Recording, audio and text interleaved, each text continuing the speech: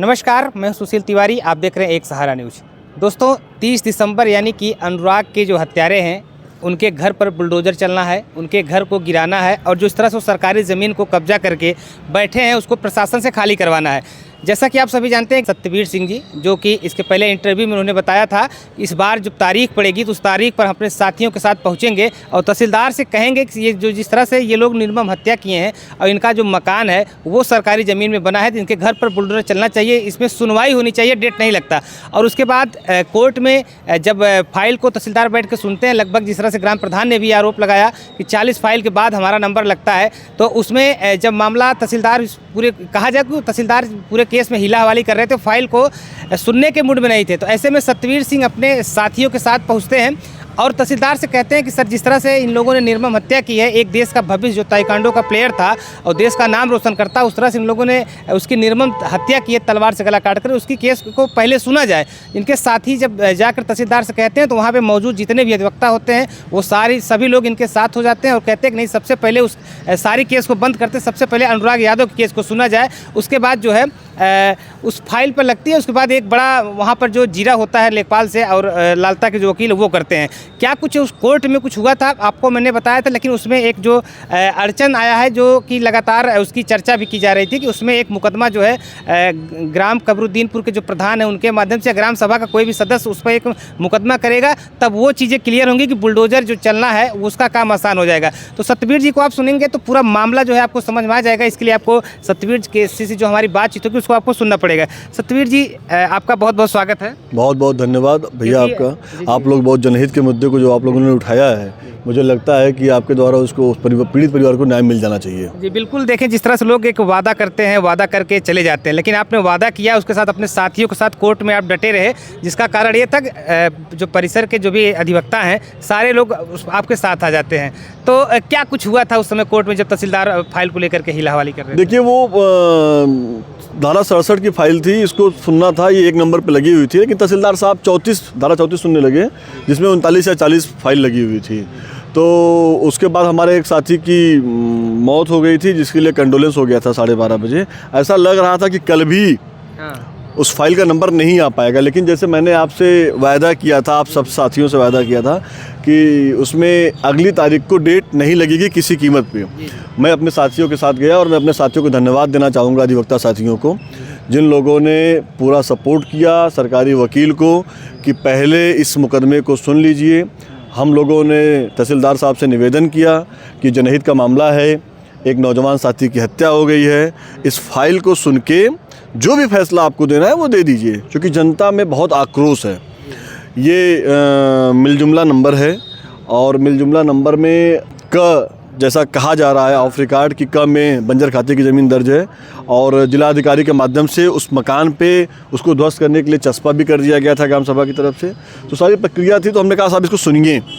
तो बहुत ही मैं आपके कैमरे पे इसको नहीं कह सकता, बहुत ही हम लोगों ने प्रयास के बाद अधिवक्ता साथियों से थोड़ा उनकी बातें कही भी हुई और लेकिन उस फाइल को टेकअप किया गया और सुनवाई हुई और लेखपाल तलब हुए, लेखपाल आए, लेखपाल ने अपनी रिपोर्ट करी और अधिवक्ता जो विपक्षी अधिवक्ता थे उन्होंने सवाल किया। और लेकिन इसमें एक पेच और है कि अभी उसमें फाट नहीं पड़ा। मैं एक अधिवक्ता हूँ, मैं आपको कानूनी बात बताऊँगा। मैं अनुराग यादव के परिवार से यह कहना चाहता हूँ कि आप ग्राम सभा के माध्यम से 30-2 का मुकदमा दर्ज कराइए, उसमें ट्रेसर की रिपोर्ट लगेगी, नक्शा बनेगा, फाट बनेगा और जैसे ही फाट होगा उसमें क आएगा और मुझे पूरा विश्वास है कि जब वो नंबर जो है वो कम ही आएगा बंजर खाते की और वो मकान गिरने का आदेश तहसीलदार को आसानी से हो जाएगा। जी बिल्कुल। देखिए, जिस तरह से सत्यवीर सिंह जी ने बताया कि उस फाइल को टिकअप नहीं कर रहे थे तहसीलदार, लेकिन जब ये लोग एक सुर में होकर के बोले तो इनसे वहाँ पे कुछ बहस हुई। अब बहस किस स्तर की थी वो कैमरे पर नहीं बताना चाहते हैं और ज़रूरी भी नहीं है उसको जानने की। बस ये आप जान लीजिए कि इनके परिश्रम के बाद जो है सारे अधिवक्ता एकजुट होते हैं, उसके बाद उस फाइल को टेकअप कराते हैं। जैसा कि ग्राम प्रधान ने भी बताया कि तहसीलदार उसको हटाना चाहते थे, बाद के प्रस्ताव का इंतजार कर रहे थे, प्रस्ताव आ जाए फिर हम फाइल को ही ख़त्म कर देंगे। जो फाइल 1 नंबर पर लगी थी उसको इनको तहसीलदार साहब को सुनना चाहिए था, लेकिन उसके बाद जो है जिस तरह से ग्राम प्रधान ने भी कहा, सत्यवीर सिंह ने कहा, जब सारे अधिवक्ता एक हो गए उसके बाद उनसे बातचीत भी हुई, उसके बाद फाइल को टेकअप किया गया, उस पर सवाल खड़ा किया गया। तो जिस तरह से लोग अभी तक आपने देखा होगा कि बहुत से ऐसे लोग आते हैं जो कहते हैं करके चले जाते हैं, करते नहीं हैं, लेकिन सत्यवीर जी ने वादा किया था कि हम अधिवक्ता साथी जो है इस बार तहसीलदार कोर्ट में जाएंगे और उनसे कहेंगे कि ये जिस तरह से निर्मम हत्या की गई है खिलाड़ी की, और इस फाइल को सुना जाए, बाकी और फाइलों को बाद में सुना जाए। उसके बाद सारे अधिवक्ता जो इनके साथ आ जाते हैं, फिर उस फाइल को देखा जाता है, फिर उसमें बहस होता है। लेकिन एक तरह से सत्यवीर जी ने जो बताया कि एक ग्राम सभा की तरफ से उसमें मुकदमा करना पड़ेगा, क्योंकि जो लगातार अड़चन उसमें फंस रही है कि जी की मिलजुमला नंबर है 932 का 3 भाग है, ये स्पष्ट नहीं है कहाँ पे है। तो इसके लिए ग्राम सभा की तरफ से मुकदमा करना होगा, चाहे ग्राम प्रधान करे या ग्राम सभा के कोई भी सदस्य इस पर मुकदमा कर सकता है। उसके बाद इस पर अगली कार्रवाई होगी। तो मुकदमा सत्यवीर जी ये किसके यहाँ किस कोर्ट में करना होगा? देखिए, ये मुकदमा आपको एडीएम के यहाँ करना होगा और उसकी सुनवाई जो है होगी, और मुझे पूरा विश्वास है कि अगले 15 दिन में उसका रिजल्ट भी आ जाएगा। ट्रेसर की रिपोर्ट लगेगी, नक्शा बनेगा, सीआरओ नक्शा बनेगा, नक्शा बनने के बाद उस पर जो है सुनवाई होगी और निश्चित रूप से उस पर आदेश हो जाएगा फाट का। और जैसे ही क आएगा, क में दर्ज हो जाएगा कि ये बंजर खाती ज़मीन है, और उस मकान को गिराने में प्रशासन को तड़िक भी समय नहीं लगेगा, उसको ध्वस्त कर दिया जाएगा। तो ये इस तरह से आपको सीआरओ के यहाँ जो है ग्राम प्रधान जो वीरेंद्र यादव हैं वो लगातार जिस हिसाब से एक्टिव मूड में हैं, लगे हैं परिवार के साथ, तो प्रथम जिम्मेदारी उनकी बनती है कि वो एक मुकदमा जो है इस कोर्ट में, सीआरओ कोर्ट में करें, जिससे कि जो आरोपी का घर है वो चिन्हित किया जा सके कि बंजर खाते में ही है, और का जो बंजर खाता बताया जा रहा है जिसको तहसील प्रशासन ने बंजर मानते हुए नोटिस भी लालता के मकान पर चस्पा किया था। तो ये स्पष्ट हो जाएगा कि लालता का मकान किस में है। जब तहसीलदार साहब को क्या लगता है कि ग्राम प्रधान भी आरोप लगा रहे थे तहसीलदार साहब फाइल नहीं सुनना चाहते हैं, फिर आप लोग कहें तहसीलदार साहब ऐसा क्यों करना चाहते हैं, क्या आपको नज़र आता है? देखिए, कुछ तो प्रशासनिक अड़चन भी है और कुछ राजनीतिक दबाव भी मुझे लग रहा है। क्योंकि जो है प्रशासनिक अड़चन इसलिए है कि उसके मकान पे चस्पा कर दिया गया था कि ये क है, दस्तावेज में वो कहीं पे बंजर खाते की ज़मीन को क नहीं है, क्लियर नहीं किया गया कि कौन सा नंबर है। तो ये थोड़ा प्रशासनिक अड़चन भी है दस्तावेज की उसकी वजह कमी की वजह से। लेकिन आप एक बात से निश्चिंत रहिए कि ऑफ रिकॉर्ड जो कानूनगो और लेखपाल से जो हमारी बात हुई है, उन सब लोगों ने ये कहा है कि वो बंजर खाते की ज़मीन है, और जैसे ही फाट पड़ जाएगा उसमें दर्ज हो जाएगा बंजर खाते की ज़मीन और मकान गिर जाएगा। थोड़ा समय लगेगा, थोड़ा 15 दिन 20 दिन 1 महीने का समय इसमें और लगेगा। जैसे इतना दिन चला है वैसे 1 महीने का इंतजार करना पड़ेगा। हत्यारा जो है सुख से नहीं रह पाएगा और वो मकान गिरने में समय नहीं लगेगा। जैसा कि देखा जाए इस बार कोर्ट में आप लोग पहुँचे, जो सरकारी अधिवक्ता हैं, जो ग्राम सभा के अधिवक्ता हैं, उनके साथ आप सारे लोग आ जाते हैं। क्या जो 3 जनवरी को डेट मिली है, इस तरह से आप लोग इकट्ठा होकर के इस केस को सपोर्ट करेंगे, सरकारी अधिवक्ता को सपोर्ट करेंगे? बिल्कुल करेंगे, बिल्कुल। मैंने कहा था ना कि भाई हम लोग आप मुझे जानते होंगे, मैं राजनीतिक व्यक्ति भी हूँ, और राजनीति में आप मेरे बिहेव को भी जानते होंगे कि जनहित के मुद्दे पर मैं कितनी मजबूती के साथ लड़ता हूँ। अधिवक्ता भी हूँ तो अधिवक्ता संघ में भी मेरी भूमिका रहती है। आप बिल्कुल बेफिक्र रहिए, हम सारे नौजवान साथी, युवा साथी, जो युवा अधिवक्ता साथी हैं, वो सब लोग मजबूती के साथ खड़े रहेंगे। सीनियर भी हमारे साथ खड़े हैं। सब लोग 3 तारीख को बहस के दिन खड़े होके और बहस कराएंगे। बहस होगी नहीं होगी ये तय नहीं है, लेकिन हम कोशिश करेंगे कि 3 तारीख को बहस हो जाए। लेकिन बहस 3 को न हो, और भी कुछ चीज़ें मैं आपको कैमरे पे नहीं बताऊंगा, उस पर बहुत ज़्यादा प्रेशर देने की ज़रूरत नहीं है। 30 का मुकदमा होना बहुत ज़रूरी है इसके लिए। बिल्कुल 3 जनवरी जो तारीख लगी है उस पर भी सत्यवीर अपने साथियों के साथ और जो सीनियर अधिवक्ता हैं उनसे बातचीत करके जो सरकारी अधिवक्ता हैं जो लगातार ग्राम सभा की तरफ से लगे हुए हैं उनका सपोर्ट करेंगे, और उस पर जो प्रक्रिया के तहत जो भी होता है उनका पूरी तरह से सपोर्ट करेंगे।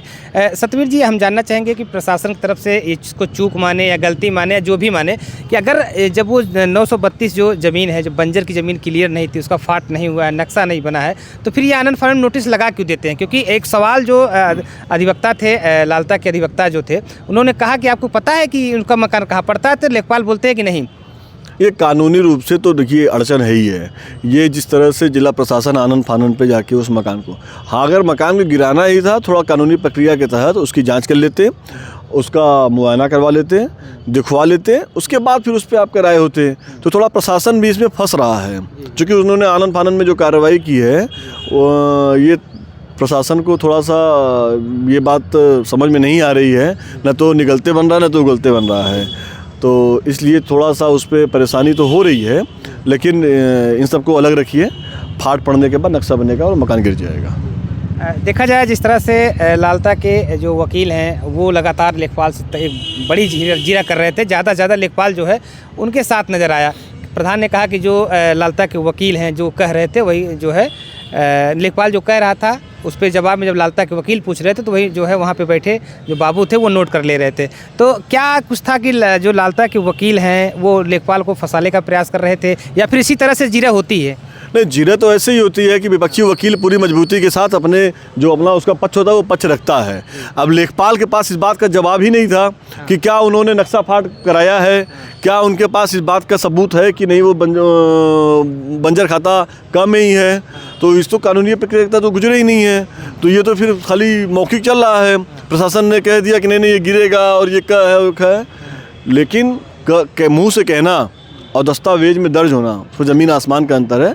प्रशासन कहीं ना कहीं खुद फंस गया है अपनी बातों में, अपने द्वारा किए गए कार्रवाई से, लेकिन इसका कोई मतलब नहीं है। मैं आपसे फिर कह रहा हूँ कि इसका कोई मतलब नहीं है। हम ऑफ रिकॉर्ड अपने कानूनगो रिपोर्ट लेखपालों से जो बात किए हैं, जो और भी हमारे बाबुओं से बात हुई है, गांव सभा के प्रधान से बात हुई है, सब ये आश्वस्त हैं और सब ये कह रहे हैं कि वही बंजर खाते की ज़मीन है। लेकिन थोड़ा समय इंतजार करिए, रिपोर्ट आने दीजिए और उसमें दूध का दूध पानी का पानी हो जाएगा।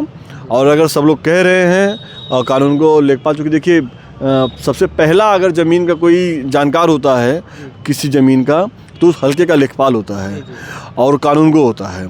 तो मैं इस बात को ऑन रिकॉर्ड नहीं कह रहा हूँ, मैं इस बात को ऑफ रिकॉर्ड कह रहा हूँ कि मेरी जो बात हुई है कानून को और लेखपाल ने इस बात को मुझसे पर्सनली रूप से इस बात को कहा है कि वो बंजर खाते की ज़मीन है। अच्छा, तो देखिए यानी कि पता सबको है, लेकिन जो कानूनी पेज फंस चुका है इसकी वजह से सारे लोग जो है न्यूट्रल हैं। वो चाहते हैं कोई ऐसी कार्रवाई हो जाए, मतलब इस तरह से इस पर कार्रवाई किया जाए जिससे कि ये जो इनके अधिवक्ता हैं जो लालता ही अगली कोर्ट में न जाने पाए हम लोग को लेकर। बाबा साहब भीमराव अम्बेडकर का सोच बहुत बड़ा था।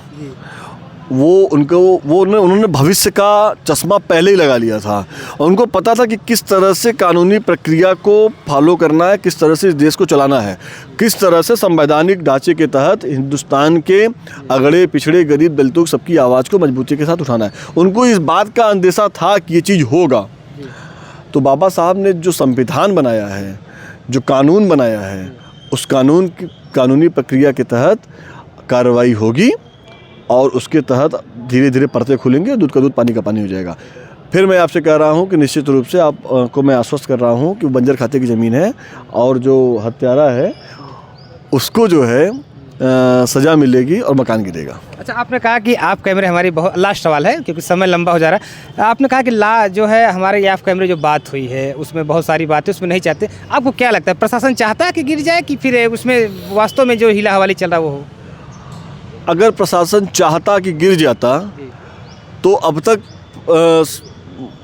30 का मुकदमा दर्ज हो गया होता, अब तक उस पर प्रक्रिया शुरू हो गई होती, अब तक जो पीड़ित परिवार है उसको गुमराह न किया गया होता, क्योंकि 2 महीने का समय बीत गया है। अगर प्रशासन चाहता तो सही सजेशन देके, सही चीज़ें बता के पीड़ित परिवार को न्याय दिला देता। प्रशासन क्या चाह रहा है, किस तरह की अटखेलियाँ खेल रहा है, क्योंकि प्रशासन न तो उसको निगल पा रहा है न तो उगल पा रहा है, दोनों मामला फंसा हुआ है। अब प्रशासन के ऊपर सवाल उठता है कि प्रशासन चाहता क्या है। अगर प्रशासन चाहता कि मकान गिरे तो अब तक उस पर निर्णय आ गया होता, उस पर मामला बन गया होता, उस पर मुकदमा दर्ज हो गया होता, कानूनी राय मेरे आज से पहले आपको कोई और राय दे दिया होता, 30 का मुकदमा दर्ज हो गया होता, फाट पड़ गया होता, नक्शा बन गया होता, अब तक ये हो गया होता। कहीं ना कहीं से सवालिया निशान प्रशासन के ऊपर भी लगता है। जी, बहुत बहुत धन्यवाद सत्यवीर जी, आपने एक जो अच्छी जानकारी बताई है। जिस तरह से तो जिस तरह से सत्यवीर जी ने बताया कि प्रशासन अगर चाहता तो अब तक सही जानकारी देता और ये जो अब तक ये जो मकान खड़ा हुआ है मकान गिर जाता। तो कहीं ना कहीं अब जो पेज फंसा है वो जो करना ही करना पड़ेगा, ग्राम सभा को 30 का मुकदमा CRO कोर्ट में करना पड़ेगा। उसके बाद उस ज़मीन का फाट कटेगा, नक्शा बनेगा, क्लियर होगा कि जो लालता का मकान किस नंबर में है, जो भूमिधरी है वो कहाँ है। तो जो तीनों का गज भाग है वो क्लियर होगा। लेकिन फ़िलहाल इसके लिए जो है ग्राम सभा का मुकदमा ग्राम सभा की तरफ से कोई भी व्यक्ति या फिर ग्राम प्रधान इस पर मुकदमा करके इस चीज़ को आगे बढ़ा सकता है। तो फिलहाल बुलडोज़र की जो कार्रवाई है वो होना निश्चित है, लेकिन जैसा कि समय लग रहा है और समय भी लगने के आसार इस तरह से बनते रहेंगे।